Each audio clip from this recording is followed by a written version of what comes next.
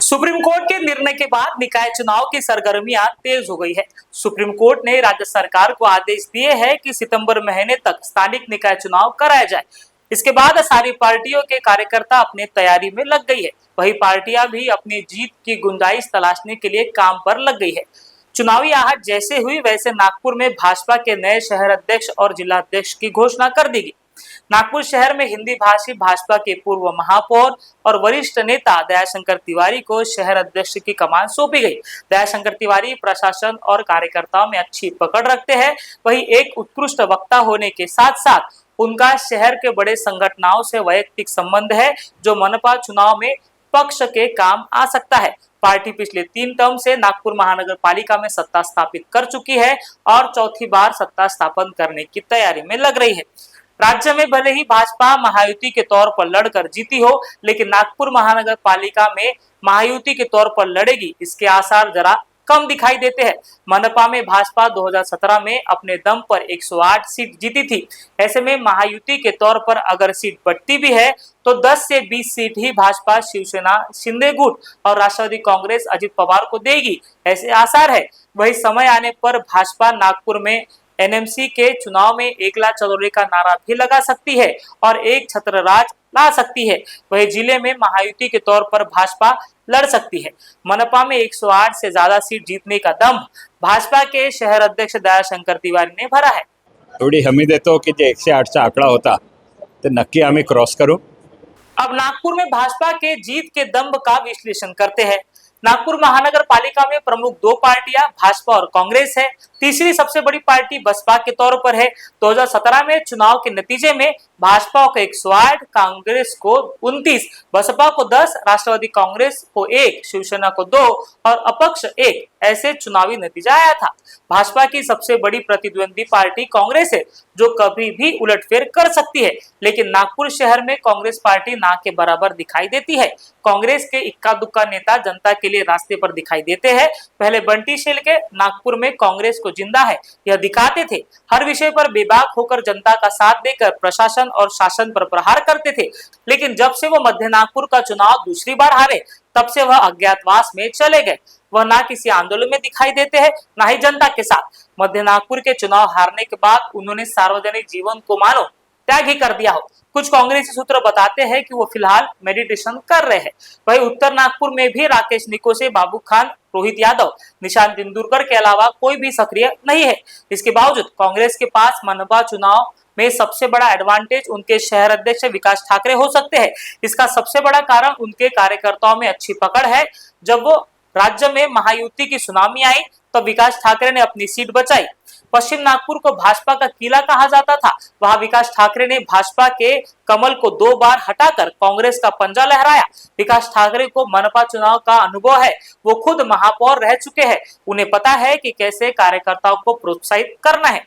लोकसभा चुनाव में नितिन गडकरी का लीड कम करने वाले नेता के तौर पर भी उन्हें देखा जाता है। ऐसे में विकास ठाकरे अगर अपने सही दांवपेच खेलते हैं तो शायद मनपा चुनाव में कांग्रेस कुछ अच्छा कर पाए, लेकिन कांग्रेस में एक कहावत खास है कि कांग्रेस को कांग्रेस ही डूबोता है। ये हम नहीं, कांग्रेस के नेता कहते हैं। विकास विलास भाऊ, मैं, नितिन राउत जी, सबने मिलकर बोला, हमने आपस के झगड़े खत्म किए, आपस के मतभेद खत्म किए। हमारी भूल से, हमारे झगड़ों से कांग्रेस का सत्यानाश हुआ। हमारी भूल से, हमारे झगड़ों से कभी बीजेपी नहीं थी। 2014 में बीजेपी हमारी छाती पे बैठ गई। कांग्रेस को मनपा में जीत दिलानी है तो विकास ठाकरे को तमाम कांग्रेसी नेताओं के झगड़े खत्म करने होंगे, जो विकास ठाकरे शहर अध्यक्ष के तौर पर कर सकते हैं। विकास ठाकरे ने कई कार्यकर्ताओं को बड़ा बनाया है। उसका ज्वलंत उदाहरण अभिजीत शाह है, जिन्हें विकास ठाकरे ने प्रवक्ता पद दिया है। वही प्रमोद ठाकुर, देवेंद्र राठौर, शैलेश पांडे, दीपक वानखेड़े जैसे सिपे सलाहकार विकास ठाकरे के पास पश्चिम नागपुर की कमान संभालने के लिए है। वही उत्तर नागपुर में नितिन राउत भी अच्छा प्रदर्शन कर कांग्रेस को उत्तर नागपुर में बड़ी जीत दिलवा सकते हैं। उत्तर नागपुर कांग्रेस के अलावा बसपा का भी गढ़ माना जाता है। 2012 में बसपा ने यहां से 12 सीट और 2017 में 10 सीट जीती थी, लेकिन बसपा इस बार क्या वो माहौल कर पाएगी, ये बड़ा सवाल है। बसपा का कोई भी उम्मीदवार विधानसभा चुनाव में नागपुर शहर में 5000 वोट भी नहीं ले पाया। सिर्फ मनोज सांगोड़े ने ही बसपा से 12000 वोट ले पाए, जो खुद पूर्वी कांग्रेसी है। विधानसभा चुनाव में नितिन राउत को 1,27,000 वोट मिले, जो देवेंद्र फडणवीस को मिले कुल वोट के महज 2000 वोट पीछे है। ऐसे में उत्तर नागपुर में बीएसपी को पछाड़कर कांग्रेस आगे बढ़ सकती है, लेकिन यह चुनाव स्थानिक मुद्दों पर लड़ा जाता है और सारा खेल चर्चित चेहरों पर आकर टिकता है। उत्तर नागपुर और पश्चिम नागपुर में कांग्रेस अच्छा प्रदर्शन कर सकती है, लेकिन अन्य चारों विधानसभा में भाजपा का बोलबाला है, जहां बीजेपी कांग्रेस से आगे निकल सकती है। महानगर पालिका में स्थानिक मुद्दों पर चुनाव लड़ा जाता है। नागपुर में पानी की समस्या जटिल है। 24/7 पानी देने का आश्वासन खुद नितिन गडकरी जी ने दिया था, लेकिन नागपुर में पश्चिम नागपुर के अलावा कहीं 24/7 पानी नहीं है।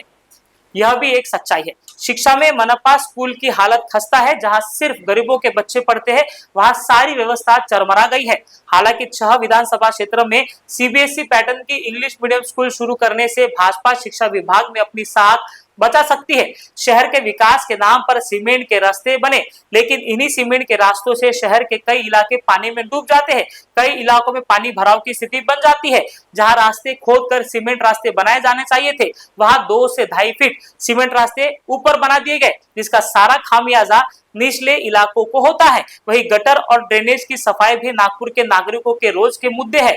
अब इन मुद्दों पर चुनाव होता है, या बटेंगे तो कटेंगे और जाति न्याय जनगणना के मुद्दे पार्टियां उठाएगी, यह आने वाला वक्त बताएगा। यह मनपा चुनाव भाजपा के लिए साख की लड़ाई होगी, वही कांग्रेस के लिए अस्तित्व की लड़ाई होगी। बसपा अपने गढ़ उत्तर नागपुर में हाथी चला पाएगी क्या? वही वंचित और आजाद समाज पार्टी के लिए खाता खोलने का ये एक अच्छा मौका हो सकता है। वंचित ने भले ही विधानसभा चुनाव में निराशा किया हो, लेकिन पश्चिम नागपुर के उम्मीदवार यश गौरखेड़े ने अच्छी सुर्खियां बटोरी।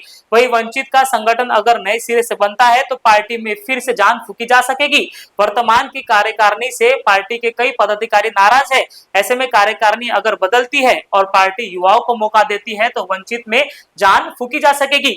वही आजाद समाज पार्टी के महाराष्ट्र प्रभारी रूपेश बागेश्वर, जिला अध्यक्ष संदीप मेश्राम, पूर्व विदर्भ के अध्यक्ष नितिन नागदेवते संगठन को मजबूत करने का काम कर रहे हैं। ऐसे में एएसपी ने स्पष्ट किया है कि वह समविचारों वाली पार्टियों के साथ गठबंधन करेगी। ऐसे में एएसपी का नागपुर में कांग्रेस से गठबंधन होने की संभावनाओं को नजरअंदाज नहीं किया जा सकता। कांग्रेस को इस चुनाव में वोट डिवाइडेशन के पॉलिटिक्स पर भी ध्यान देना होगा।